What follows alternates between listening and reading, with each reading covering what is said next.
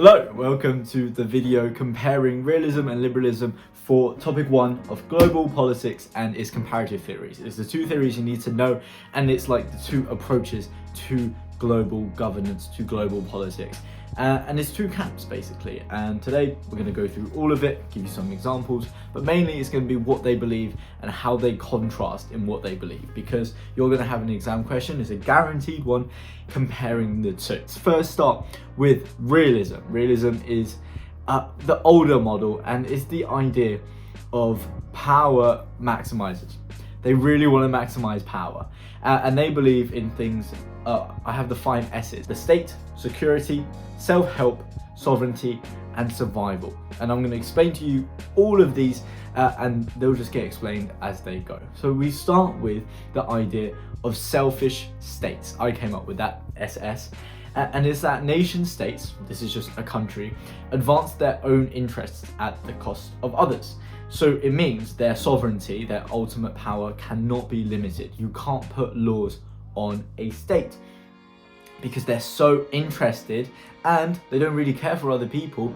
Global laws don't really apply to them, and therefore states cannot rely on global governance, things like the UN, to protect itself.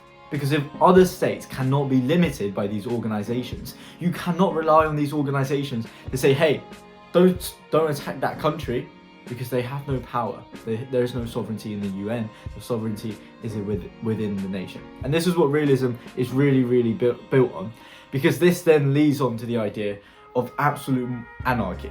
I came up with it. Again, it's the 2 A's. You do 2S, 2 A's. Absolute anarchy is pretty simple, and it just means there is no authority holding nation states accountable. There's no night watchman to ensure rules are followed, and this is a key belief of the thinker John Mearsheimer.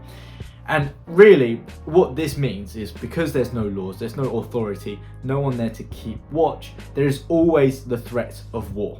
So states cannot be sure that they're not going to be attacked. You cannot sit back and relax and say, you know what, we're going to cut defense spending by 20% to 0 because no one's going to attack us. No one, there hasn't been a war in 100 years.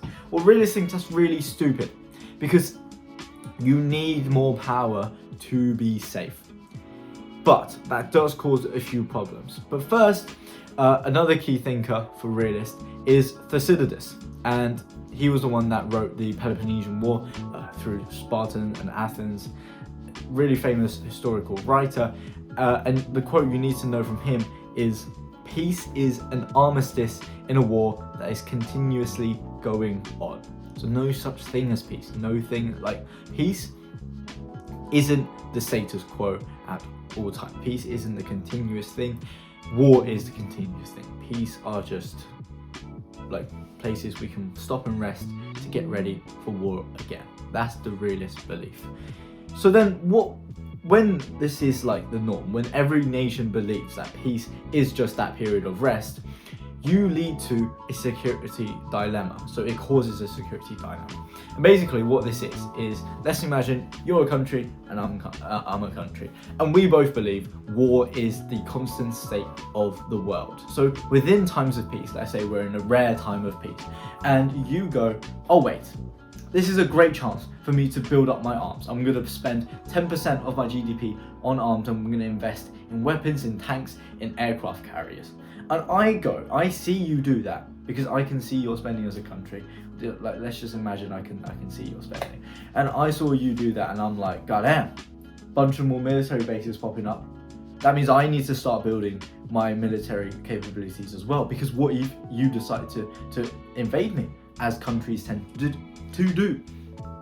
And that means when countries decide to maximize their own security, others do the same. It leads to a security dilemma where each country keeps going up, but really you're still at the same level. You're just spending more money on defense, and probably your nation's going to be pretty pissed off because you're not spending things on benefits. I like to think of a Clash Royale example. I don't know if you guys play Clash Royale, but if everybody didn't level up their cards, no one would be at a disadvantage, right? It's like that is literally a security dilemma. If let's say there was 100 levels, right? Let's just indulge with my idea here. There's 100 levels in a game, And this company, which makes the game, they make more and more levels so people keep spending more and more money. But if we all came to an agreement and we're just like, let's just stay at level 1 or like level 5, then they don't need more money because everyone is at a level playing field. And that's what states really want. At minimum, baseline, states want a level playing field so they can ensure that they won't be overwhelmed in times of war. But that cannot happen because the security dilemma happens all the time when they see other nations building their strength up. But that is about it for realism. Pretty simple, pretty straightforward. We now move on to liberalism. They are way more optimistic on human nature. Because realism, they think states are selfish, they think states are not willing to cooperate, and they think states will go to war to gain more power for security. For this idea that for us to survive, we need more security. Liberals don't believe that. Liberals are more optimistic. They think states have the ability to be cooperative, to be rational, and to solve collective issues. So if there's an issue me and you as countries share, we should be able to say, okay, let's work that out together because that's beneficial for both of us. And they also believe in this idea that nation states are not the most important thing within our global politics. So realists very much believe states are the, because states are sovereign, they are the most important ones here. But liberals think IGOs, NGOs are more important than states themselves. IGOs are international governmental organizations, things like the UN, the World Trade Organization. NGOs are things like charities. So they basically, I think, when you try and think of liberals, you can think that they believe Oxfam is more important than China itself as a country.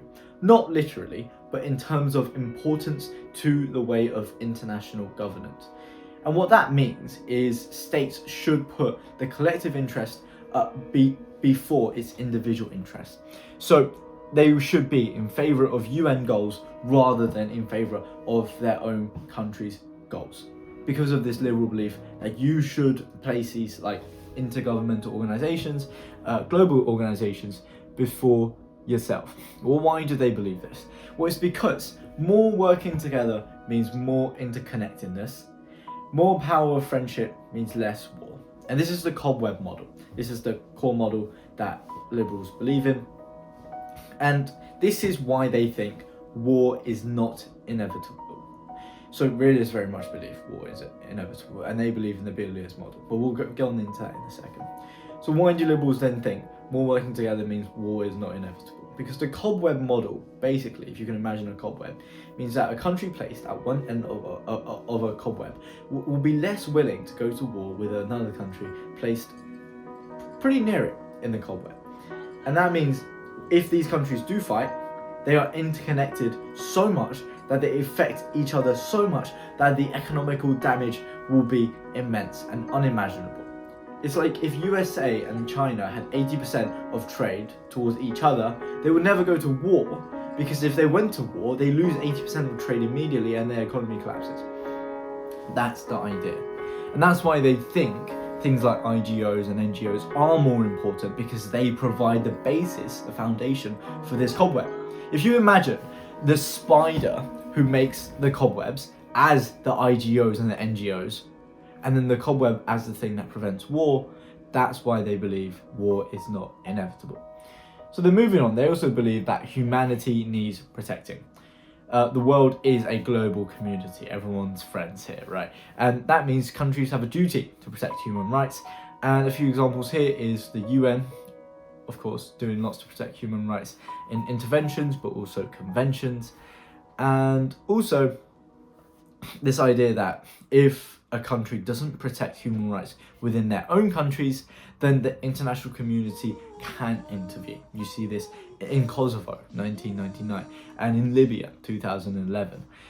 And also they believe in free trade and democracy. So democracies do not go to war with each other. This is democratic peace theory. This is the idea, kind of similar to the cobweb model, but even more so when two countries are democracies, they will be less likely to fight each other. This is really just purely based on the belief that no two democracies have ever gone to war, and that's true. In the history of our global political history, no two democracies have fought. So free trade, then liberals argue, free trade and democracy, they're not only economically good, socially good, they're also great because they promote peace. This is, so in essays, so let's say they ask you a 12 marker. In essays, these will be your paragraph themes, so what your paragraph would be based on. So I would do a paragraph on some of these things, and then that will be my main points, like clash points of comparison, right? So I'll just go off them really quickly, and because you can do the explanation in the essay. So first of all is human nature. Realists believe humans relentlessly seek power because it provides stability, it provides all sorts of things, but most importantly stability and just like a lack of threat from other countries. Realists believe humans would rather be rational and cooperative and to avoid this conflict that then power then causes. Nation states. Realists believe nation states are self-interested, they're sovereign, they're independent. But liberals believe nation states benefit from cooperation, and especially corporations on collective dilemmas, so therefore self-interest is almost outweighed by the potential benefit that they could gain from cooperating. We then move to IGOs. They believe, realists, they believe IGOs actually limit sovereignty, and you can see this through Donald Trump opposition to the ICC. While liberals believe IGOs should be used for cooperation to solve issues, European Union is a great example of this, banning food and harmful substances. I could count that as a collective dilemma because everybody's affected by harmful foods. So when you cooperate and when you put a blanket ban, that helps everybody. Actions. Realists really believe in self-help. They believe in the state helping itself, and only the state helping itself. Because the state's sovereign, the state should have basically none of your business type of mentality. That's what realism really goes for. But liberals, they really like the duty to protect, right? Trying to give a good outcome to everyone involved. Really wholesome liberals, just I don't know if it's the most realistic. So then a bit of a break here to give you two authors, two books that you can use as evidence within your comparative essays. I'll try and keep these brief.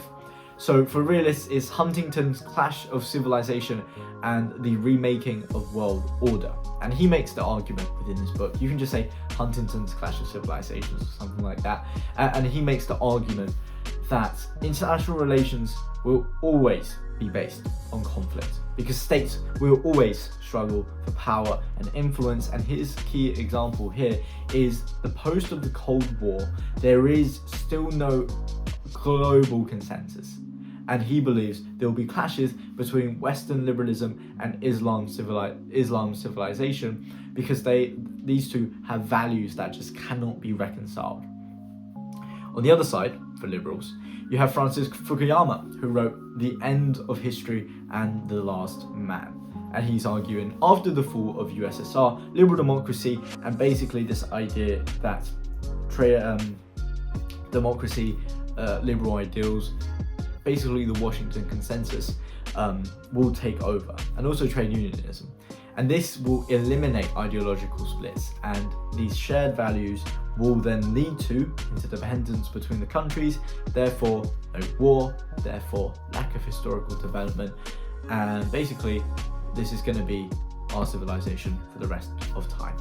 I'm not sure he's right, at least right now he's not too right, but we'll see how global politics develops. But then you come the billiards and the cobwebs.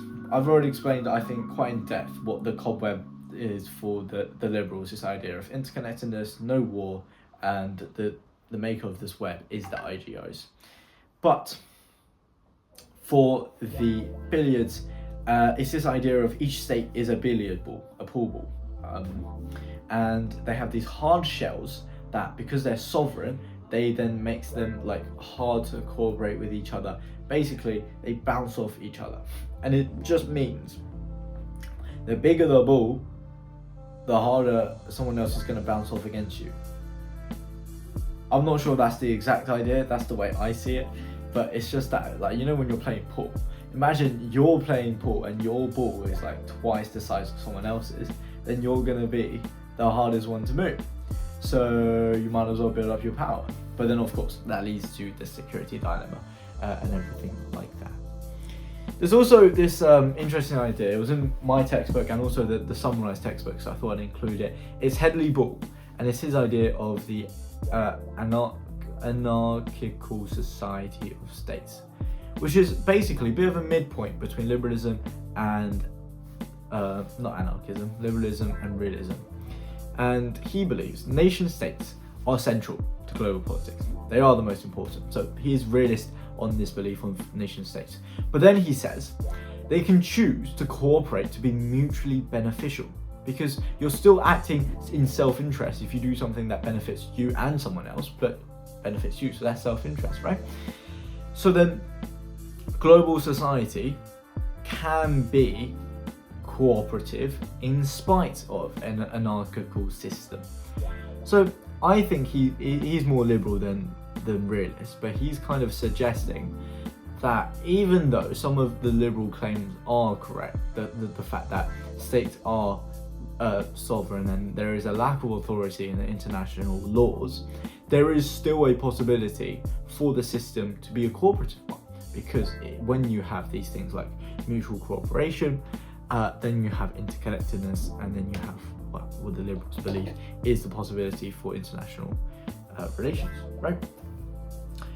Then we move on to examples, just really quick, because they can ask you a question like world developments, like global politics developments since the 2000s, and do you think it's more liberal or more realist or something along those lines? But the example time frame from that question will be global politics developments since 2000.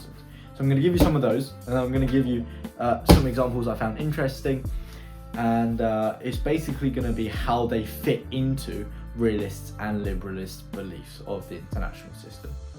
So let's start with realism. I'm just going to go through these really quickly here. 2014, Russia annexed Ukraine. No, not Ukraine. 2014, Russia annexed Crimea from Ukraine, but you can also say the ongoing Ukraine war. And it's basically them defying international law, their defiance of international law. Obviously, you can't just annex a country, but also them doing things in their national interest. 2017, Trump withdrew from the Paris Agreement to protect USA's economic interests. It was clearly hindering the USA's economy, all of these green policies, green limitations, so he withdrew. 2017 again, Trump's speech at his inauguration, and he says, quote, "It's the right of all nations to put their own interests first." Very firmly realist standpoint there. But also China doing the same thing. China has been setting up army bases to aid its claim over the South China Sea, despite these claims being illegal ruled by international tribunals. You can also say the 2015 Paris Agreement, even though it's shipped as like, oh, cooperation, sure, but states choose their own targets for like their climate lowering and their emission targets, which means they still retain sovereignty. And also Trump withdrew, right? They still retain the power to just withdraw from these agreements. Liberal examples: UN tribunals, 2002 for former Yugoslavia, Sierra Leone, Rwanda, and that is reinforcement of international law, because they brought people who went against these laws and abused human rights to account. 2005, UN's responsibility to protect, and this is the idea. 2005, responsibility to protect. It's the idea that if a country is not properly protecting the rights of its citizens, the UN and the international community can come in and basically help. The IMF, World Bank, they've been spreading, they say liberal principles, basically the Washington Consensus is the idea of like liberal capitalism, free market. They've been spreading these through their loans, through the requirements in their loans, and that's seen as liberal, because liberals like the idea of democracy and free market. But also the Rio, Kyoto, Copenhagen, Paris climate agreements, they show states cooperating, especially on a common dilemma. Really easy point to make. It's like states have made big steps forward in these Paris agreements. You can say Britain declaring a climate emergency, net zero by 2050. They're all steps because of cooperation. Two of my favorite examples. A realist example here, Iraq, 2003. Weapons of mass destruction, America and the UK. They took action without a UN Security Council resolution. There was no weapons of mass destruction. The legality was highly questionable, but you definitely can say the USA and the UK took action based on self-interest and threat towards their interests. A good liberal example, this is not since 2000, it is after World War II, but it's the League of Nations after World War I this was. The League of Nations after World War I, which was set up for like the nations to work together to avoid another war, to maintain peace, did not work, led to Nazi Germany because of lack of restraint and lack of authority.